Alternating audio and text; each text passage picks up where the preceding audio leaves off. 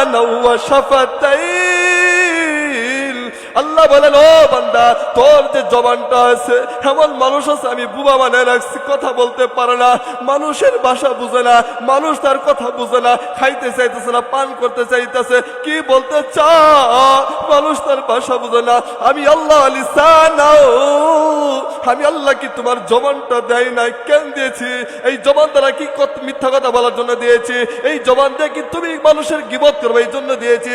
এই জবান দ্বারা তুমি আল্লাহর বিরুদ্ধে চরণ করবে এই জন্য দিয়েছি? না না, আমি আল্লাহ জবান এই জন্য তোমার দিয়েছি, এই জবান দ্বারা আমি মালিকের কুরআনুল কারীম পড়বা, এই জবান দ্বারা আমার মালিককে ডাকবা, এই জবান দ্বারা আমার মালিকের গুণগান গাইবা। আল্লাযী খালাকা লাকুম মা ফিল আরদি জামিআ ثم استوى إلى السماء فسواهن سبع سماوات وهو بكل شيء عليم। ভাইয়ের আমার, আল্লাহ পাক রব্বুল আলামিন তো তিনি ওয়াল্লাযী খালাকা লাকুম মা ফিল আরদি জামিআ, যিনি আসমান থেকে শুরু করে জমিন পর্যন্ত, জুনুব থেকে শুরু করে শিমাল পর্যন্ত, এর ভিতরে যা কিছু তুমি দেখো, যিনি এইগুলো বানিয়েছেন, যিনি এইগুলো দিয়েছেন, তিনি হলেন আল্লাহ। ওয়াল্লাযী খালাকা লাকুম মা ফিল আরদি জামিআ, যিনি দুনিয়ার সকল বস্তু বানিয়েছেন, যিনি সকল বস্তু তিনি সৃষ্টি করেছেন, তিনি হলেন আল্লাহ। আল্লাহ কই, বান্দা আমি আল্লাহ তোমারে বানাইছি। কেন বানাইছি? ওমা খালাকতুল জিন্না ওয়াল ইনসা ইল্লা লিয়াবুদুন। আমি আল্লাহ মানুষ এবং জিন জাতিকে বানাইছি আমি আল্লাহর ইবাদত করার জন্য, আমি আল্লাহর গোলামি করার জন্য। আর 17,999টা মাখলুক বানাইছি আমার বান্দার জন্য, কারণ বান্দা আমার ইবাদত করবে। আর 17,999টা মাখলুক আমি এই জন্য বানাইছি, তারা আমার বান্দা আর খেদমতে নিয়োজিত থাকবে। বলেন সুবহানাল্লাহ। আল্লাহ ডাক দেখে, বান্দা তোমারে বানাইছি একমাত্র আমি আল্লাহর গোলামি করার জন্য, আমি আল্লাহর দাসত্ব করার জন্য। কিন্তু এই আসমান জমিনের ভিতরে আরো 17,999টা মাখলুকাত আছে। এই মাখলুকাত সবগুলো আমি আমার জন্য বানাই নাই, সবগুলো তোমাদের উপকারের জন্য বানাইছি। বলেন সুবহানাল্লাহ। কি উপকারের জন্য বানাইছে? গরু ছাগল আল্লাহ তাআলা আপনাকে আমাকে দেয় নাই? কি জন্য দিয়েছে? এগুলো কি আল্লাহ তাআলা খায়? হ্যাঁ, গরু জবাই করে প্রতিদিন গোশতগুলিকে আল্লাহ তাআলা খায় না আপনার আমি খাই? কার জন্য বানাইছে? আল্লাহ তাআলার জন্য বানাই, আল্লাহ মানুষের জন্য বানাইছে, যে বান্দা আমার ইবাদত করবে, কষ্ট হবে, আমার বান্দার জন্য আমি গরু দিলাম, ছাগল দিলাম, জবাই করে খাবে আরামে, আর আমার ইবাদত করবে।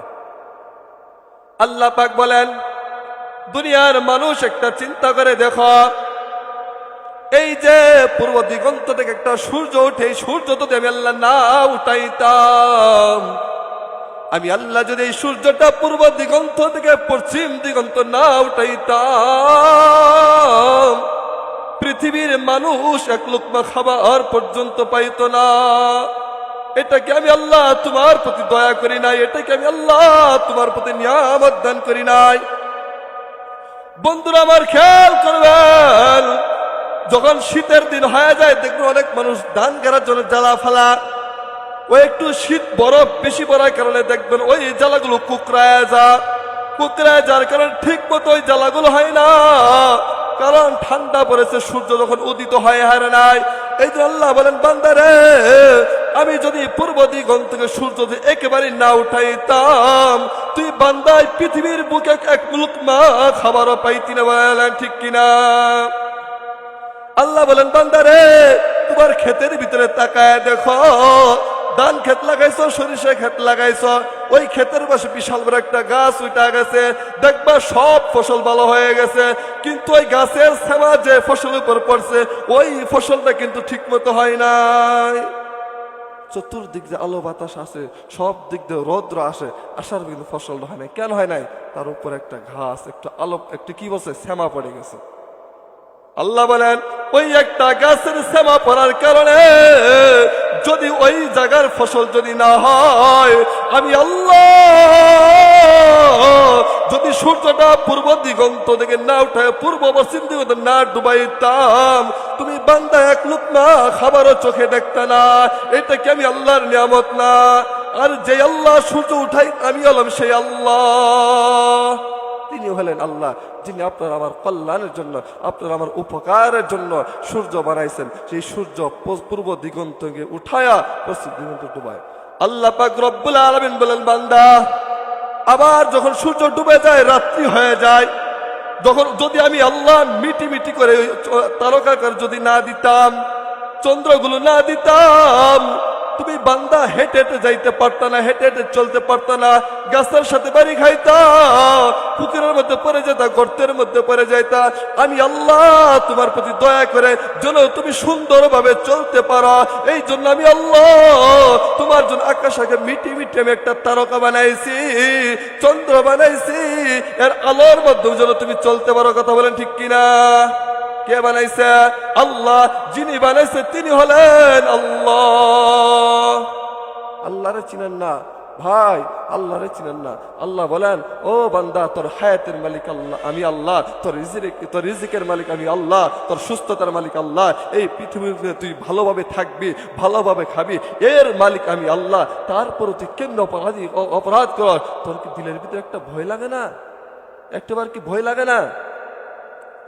আল্লাহ বলেন, কাইফা তাকফুরুনা বিল্লাহি ওয়া কুনতুম আমওয়াতা ফাহইয়াকুম সুম্মা ইউমীতুকুম সুম্মা ইউহয়ীকুম সুম্মা ইলাইহি তুরজাউন।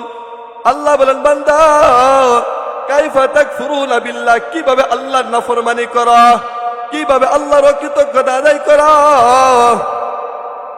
কুনতুম আমওয়াতা, তোমরা এমন একটা সময় ছিল মৃত ছিলে। কি ছিলেন? এমন একটা সময় ছিল তোমরা মৃত ছিলে, তোমাদের জীবন ছিল না। অর্থাৎ তোমার বাবার এবং তোমার মার এক ফোঁটা নাপাক পানির মাধ্যমে আমি আল্লাহ তোমাদেরকে দুনিয়াতে পাঠাইছি। আল্লাহ বলতেছে, বান্দা এমন একটা সময় ছিল যে সময় তোমার জীবন ছিল না, তোমার হায়াত ছিল না, কোনো কিছু ছিল না, মৃত ছিলা। আমি আল্লাহ তোমার বাবা তোমার মায়ের এক ফোঁটা নাপাক পানির মাধ্যমে আমি আল্লাহ তোমারে বানাইছি। বললেন না সুবহানাল্লাহ? কে বানাইছে? আল্লাহ। তিনি হলেন আল্লাহ। আমি হলাম সেই আল্লাহ যেই আল্লাহ তোমার মায়ের পেটে আমি সুন্দর করে ফিটিং করে তোমার বানাইছি। এরপরে তুমি কেমনে অপরাধী করো, কেমনে আমার হুকুম মানো না, কেমনে তুমি গুনাহগুলো করতেছ? একটাবার কি দিলের ভিতরে বাধা দেয় না? একটাবার কি দিলের ভিতরে বুঝ আসে না? আকলতে চিন্তা করার দরকার, আমি কেন গুনাহ করতেছি? মালিক তো সব কিছু আমার জন্য বানাইছে, তাহলে মালিকের গোলামি করবো না, কার গোলামি করবো? এরপর আল্লাহ তাআলা বলেন, সুম্মা ইউমীতুকুম, তোমাদেরকে জীবিত করেছি, সুম্মা ইউমীতুকুম, আমি আল্লাহ আবার তোমাদেরকে মৃত দিব, আবার তোমাদেরকে আমি মরণ দিব, তোমরা মৃত্যুবরণ করবা। শুধু মৃত্যুবরণ করে শেষ তা নয়, সুম্মা ইউহয়ীকুম, আমি আবার আল্লাহ তোমাদেরকে হাসরের ময়দানে জীবিত করব, সুম্মা ইলাইহি তুরজাউন, তোমরা সকল মানুষ আমি আল্লাহর কাছে ফিরে আসতে হবে। ও বান্দা, দুনিয়াতে পাঠাইছো, অপরাধ করো সমস্যা নাই, গুনাহ করো সমস্যা নাই, কিন্তু একটা কথা মনে রাখবা, হাসরের ময়দানে আবার আমি আল্লাহ তোমাদেরকে জীবিত করব। জীবিত করার পর আমার কাছে ঠিকই তোমাদেরকে ফিরে আসতে হবে। আমার কাছে এমন সময় তোমাদের সবাই আমার কাছে ফিরে আসতে হবে, ফিরে কিন্তু আসতে হবে, আমি মালিকের দরবারে হাজিরা দিতেই হবে। যতই গুনাহ করো গা, গুনাহ করতে থাকো, কিন্তু আমি মালিকের দরবারে আসতেই হবে। আল্লাহ পাক বলেন, ও বান্দা আলাম নাজআল লাহু আইনাইন, ও বান্দা খেয়াল করে দেখো, আমি আল্লাহ কি তোমার দুটো চক্ষু দেই নাই? পৃথিবীর বুকে কত মানুষ আছে যার চক্ষু আল্লাহ তাআলা দেয় নাই। ভাই তাদেরকে জিজ্ঞেস করো, ভাই দুধ কেমন তারা সাদা বলতে পারবে না, ভাই পৃথিবীতে কেমন তারা বলতে পারবে না। বল আল্লাহ তাআলা তোমাকে আমাকে নিয়ামত চোখ দিয়েছে, আল্লাহ দেয় নাই? যে আল্লাহ চোখ দিয়েছে তিনি হলেন আল্লাহ। আল্লাহ বলেন বান্দা তোমার এলাকায় বিশাল বড় এক বাদশা আছে, বাদশার কাছে যায় বলো, ও বাদশা আমার দুটো চোখ দাও। তোমার 1 বছর নয়, 100 বছর নয়, 200 বছর নয়, হাজার হাজার বছর আমি তোমার গোলামি করব, আমি তোমার খাদেম হিসেবে থাকবো, তোমার সেবা যত্ন করবো। আমার দুটো চক্ষু দাও। বলেন বাদশা দিতে পারবে কি? সম্ভব? আল্লাহ বলেন আলাম না যে আল্লাহু আইনাইন, ও বান্দা আমি আল্লাহ কি তোমার দুটো চক্ষু দেই নাই? ওয়ালিসান ওয়া শাফাতাইন, আল্লাহ বলেন ও বান্দা তোর যে জবানটা আছে, এমন মানুষ আছে আমি বুবা বানায় রাখছি, কথা বলতে পারে না, মানুষের ভাষা বুঝে না, মানুষ তার কথা বুঝে না, খাইতে চাইতেছে না, পান করতে চাইতেছে, কি বলতে চা মানুষ তার ভাষা বুঝে না। আমি আল্লাহ লিসান, আমি আল্লাহ কি তোমার জবানটা দেয় নাই? কেন দিয়েছি? এই জবান দ্বারা কি মিথ্যা কথা বলার জন্য দিয়েছি? এই জবান দিয়ে কি তুমি মানুষের গীবত করবে এই জন্য দিয়েছি? এই জবান দ্বারা তুমি আল্লাহর বিরুদ্ধে চরণ করবে এই জন্য দিয়েছি? না না, আমি আল্লাহ জবান এই জন্য তোমার দিয়েছি, এই জবান দ্বারা আমি মালিকের কুরআনুল কারীম পড়বা, এই জবান দ্বারা আমার মালিককে ডাকবা, এই জবান দ্বারা আমার মালিকের গুণগান গাইবা, এই জন্য আমি আল্লাহ তোমারে জবান দিয়েছি। আল্লাহ বলেন শাফাতাইন, ও বান্দা আমি আল্লাহ কি তোমার দুটো ঠোঁট দেই নাই? আমি আল্লাহ কি ঠোঁট দুটো নারায়ণ ছাড়া কেউ কথা বলতে পারবে না? আল্লাহ বলেন বান্দা রে আমি কি তোমার দুইটা ঠোঁট দেই নাই? এটা কি বড় নিয়ামত না যে ঠোঁট দ্বারা নারায়ণ নারায়ণ আমি আল্লাহর গুণগান গাইবা, সুবহান রাব্বিয়াল আযীম বলবা, সুবহান রাব্বিয়াল আলা বলবা, আমি আল্লাহর কুরআনুল কারীম পড়বা। এই জন্য কি আমি আল্লাহ তোমার দুটো ঠোঁট দেই নাই? তারপর কেমনে আমি আল্লাহ আর তুমি নাফরমানি করো? একটাবার কি দিলের ভিতরে তোমার বাধা দেয় না? বন্ধুরা আমার, যখন আপনার আমি গুনার কাজ করি, যখন আপনার আমি গুনার কাজের দিকে যাই, তখন এই জমিন আপনার আমার বিরুদ্ধে লালিশ করে, আল্লাহ তাকায় দেখো তোমার বান্দা তোমার নিয়ামত সুস্থতা পায়া, তোমার দেওয়া হায়াত পায়া, তোমার দেওয়া রিজিক খায়া, দেখো আল্লাহ তোমার নাফরমানি করতেছে, তোমার গুনাহ করতেছে। ও আল্লাহ এখন তুমি আমি মাটিকে হুকুম দাও, তোমার বান্দাকে মাটির ভিতরে ডাবায় দিব। আল্লাহ নবী হাদিসের মধ্যে কয়, ফেরেশতারা ডাক দেয় কয়, ও আল্লাহ তাকায় দেখো তোমার বান্দা কত বড় নাফরমান, তোমার দেওয়া রিজিক পায়া, তোমার দেওয়া হায়াত পায়া, তোমার দেওয়া সুস্থ জীবন পায়া, সব কিছু পায়া তোমার নাফরমানি করতেছে। ও আল্লাহ আমাদের ফেরেশতাদের আদেশ করো তারা এক থাপ্পড় মারা মাটির ভিতরে মিশা দেয়। আল্লাহ ডাক দেয়, ও ফেরেশতারা শুনো শুনো। কি শুনো? শুনো শুনো। একজন কুমার যখন সারাদিন কষ্ট করে মাটিতে পাতিলা বানাইছে, পাতিলা রৌদ্রের ভিতরে সুন্দর করে শুকাইছে, শুকানোর পর যত্ন করে রেখে দিয়েছে, এখন কিন্তু ওই কুমার পাতিলাগুলো ভাঙতে চায় না। আল্লাহ বলেন একজন কুমার মাটি গুলায় গুলায়া পাতিলা বানাইছে, রৌদ্রের ভিতরে শুকাইছে, শুকানোর পর সুন্দর করে যত্ন রেখে দিয়েছে, এখন কিন্তু ওইগুলো ভাঙতে চায় না, তার মনে বড় কষ্ট লাগে। আল্লাহ বলেন দুনিয়ার মানুষ, ও ফেরেশতারা আমার বান্দাকে আমি একদিন নয়, 2 দিন নয়, 9.5টা মাস সুন্দর করে আদর করে বানাইছি। বলেন সুবহানাল্লাহ। আমি আল্লাহ তার চেহারার ভিতরে এমন একটা জিনিস বানাইছি, তার নাম হলো কপাল। যেই কপাল দ্বারা আমার কুদরতি পায়ে সেজদা করবে। আমি আল্লাহর কুন ফায়াকুন বলে বানাই নাই, আমি আল্লাহ জমিন বানাইছি কুন ফায়াকুন বলে, আসমান বানাইছি কুন ফায়াকুন বলে, দুনিয়ার যতগুলো বস্তু আছে আমি আল্লাহ কুন ফায়াকুন বলে বানাইছি। কিন্তু মানুষের কপালটা আমি আল্লাহ কুন ফায়াকুন বলে বানাই নাই, আমি আল্লাহ বড় আদর করে বানাইছি, আমি আল্লাহ বড় যত্ন করে বানাইছি। কারণ বান্দা আমার ওই কপাল দ্বারা আমি আল্লাহর কুদরতি পায়ে সেজদা দিবে। ওই কপালের নিচে আরেকটা দামি জিনিস বানাইছি, নাক। আমি আল্লাহ নাকটা বড় আদর করে বানাইছি, কারণ কপালটার সাথে নাকটা আমি আল্লাহ কুদরতি পায়ের সাথে লাগায় দিবে। ওই নাকের নিচে আমি আল্লাহ 2টা ঠোঁট বানায় দিয়েছি, ওই ঠোঁটটা আমি আল্লাহ বড় দামি করে বানাইছি। কপাল লাগাইছে, ঠোঁট লাগাইছে, কপাল লাগাইছে, নাক লাগাইছে, 2টা লাগানোর সাথে সাথে বান্দা জবান দ্বারা আমি আল্লাহ তাসবিহ করে সুবহান রাব্বিয়াল আলা। ও ফেরেশতারা, আমি আল্লাহর কি মায়া লাগে না? আমি আমার বান্দাদেরকে কেমনে ধ্বংস করে দেয়? আমি আল্লাহর কি মায়া লাগে না? ও বান্দা, আল্লাহ তোমার প্রতি মায়া করলো, কিন্তু তুমি কেন সেই আল্লাহর নাফরমানি করতেছ?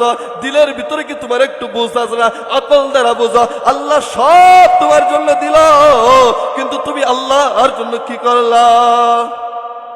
আল্লাহ যদি বলে, বান্দা আমি দুনিয়ার সব বস্তু সব কিছু তোমার জন্য বানাইলাম, কিন্তু তোমার তো আমার ইবাদতের জন্য বানাইছিলাম, আমার নিয়ামত গুলো খাইছো, খাই কি আমার ইবাদত করছো? আমার তো নাফরমানি করছো। এখন বলো কি জবাব দিবা? আল্লাহ তাআলা বলেন, বান্দা যদি এগুলো বুঝা হাত দিলে তওবা করে, যদি রাত্রিবেলা শুয়ে শুয়ে হিসাব নিকাশ করে আর বলে আমি তো সারাদিন অপরাধ করে ফেলেছি, বালিশের সাথে মাথাটা লাগায়া যদি একটাবার চোখের পানি ফেলায় কান্দে, আল্লাহ এতদিন যাবত যত ভুল করেছি, যত অপরাধ করেছি, আল্লাহ তোমার গফফার নামের উসিলে মাফ করে দাও, আর জীবনে গুনাহ করব না, আর জীবনে তোমার অপরাধ করব না। আল্লাহ বলেন, আমার বান্দার চোখের পানি বালিশে পড়ার আগে আমি তার জিন্দগির সমস্ত গুনাহগাতগুলো মাফ করে দেই। তিনি হলেন আল্লাহ, যিনি বান্দার সমস্ত গুনাহগাতগুলো মাফ করেন। তিনি হলেন আল্লাহ। তিনি হলেন কে? তিনি হলেন আল্লাহ তাআলা। এই জন্য মানুষ চিন্তা করার দরকার যে আল্লাহ আমার জন্য সব কিছু বানালো, কিন্তু আমি আল্লাহ তাআলার জন্য কি করলাম? বলেন কি করলাম? আল্লাহ বলেন, বান্দা যদি এইভাবে তুমি গুনাহ করতেই থাকো, গুনাহ যদি না ছাড়ো, যদি তুমি গুনাহ করতেই থাকো, যদি গুনাহ না ছাড়ো, তাহলে তোমার শাস্তি কি হবে, তোমার ভয়ানক অবস্থা কি হবে তুমি শোনো। আল্লাহ বলেন, বান্দা ওয়াদিয়াল কিতাব ফাতরাল মুজরিমিনা মুশফিকিনা মিম্মা ফিহি ইয়াকুল ইয়া ওয়াইলাতানা মা লিহাযাল কিতাব লা ইগাদিরু সগীরাতান ওয়ালা কাবীরাতান ইল্লা আহসাহা ووجدوا ما عامل حاضرا। আল্লাহ বলেন, বান্দা ওয়াদিয়াল কিতাব, কাল কিয়ামতের ময়দানে, মাহশারের ময়দানে উপস্থিত হবা, যদি তুমি দুনিয়াতে গুনাহ করতেই থাকো, যদি তওবা না করো, শুনে রাখো তোমার কি ভয়ানক অবস্থা হবে। ওয়াদিয়াল কিতাব, কাল কিয়ামতের ময়দানে তোমার হাতে আমলনামা দেওয়া হবে। কি দেওয়া হবে? বলেন কি দেওয়া হবে? আমলনামা দেওয়া হবে। ওয়াদিয়াল কিতাব, তোমার হাতে আমলনামা দেওয়া হবে। ফাতরাল মুজরিমিনা মুশফিকিনা, অপরাধীরা যখন দেখবে আমি দুনিয়াতে গুনাহ করেছি, আমার গুনার আমলনামা দিয়েছি, মুশফিকিনা মিম্মা ফিহি, তারা ভীতসন্ত হয়ে যাবে, তারা ভয় পেয়ে যাবে। ফায়াকুলু ইয়া ওয়াইলাতানা মা লিহাযাল কিতাব, আর আফসোস করে বলবে, আয় আমার জন্য আজকে ধ্বংস। ইয়া ওয়াইলাতানা মা লিহাযাল কিতাব, আয় আফসোস আমার জন্য ধ্বংস। লা ইগাদিরু সগীরাতান ওয়ালা কাবীরাতান ইল্লা আহসাহা, আয় আফসোস আমি রাস্তা দিয়ে চলতাম, চলে চলে আমি ছোট ছোট গুনাহ করেছি, বেগানা নারীর দিকে তাকায় তাকায় তার চেহারাটা দেখেছি, মোবাইলের ভিতরে বেগানা নারীদের চেহারা দেখেছি, দেখি এই গুনাহটাও দেখি কিতাবের ভিতর সব লিখে রাখছে। ছোট গুনাহ করেছি, এই গুনাহটাও এই কিতাবের ভিতরে লিখে রাখছে। ইয়া ওয়াইলাতানা মা লিহাযাল কিতাব, এটা কেমন কিতাব? লা ইগাদিরু সগীরাতান ওয়ালা কাবীরাতান ইল্লা আহসাহা, আমি ছোট গুনাহ করেছি, এই গুনাহটাও এই কিতাবের ভিতরে তুলে ধরছে। ওয়ালা কাবীরাতান ইল্লা আহসাহা, বড় বড় গুনাহ করেছি, রাত্রিবেলা শুয়ে খেতা মুড়ো দিয়া মেয়েদের ছবি দেখেছি, খারাপ কাজে লিপ্ত হয়েছে, দেখি এই গুনাহটাও এই কিতাবের ভিতরে লিখে রাখছে। আফসোস করবে। আল্লাহ তাআলা অন্য আয়াতে বলেন, ওয়াম্মা মান উতিয়া কিতাবাহু বিশিমালিহি, যখন বেঈমানের হাতে, যখন একজন বেঈমান বদ আমলের হাতে, তার বাম হাতে যখন আমলনামা দেওয়া হবে, ফায়াকুলু ইয়া লাইতানি লাম উতা কিতাবিয়া, আফসোস করবে, হায় আফসোস, আজকে যদি আমার আমলনামা নাই দেওয়া হতো কতই না ভালো হতো।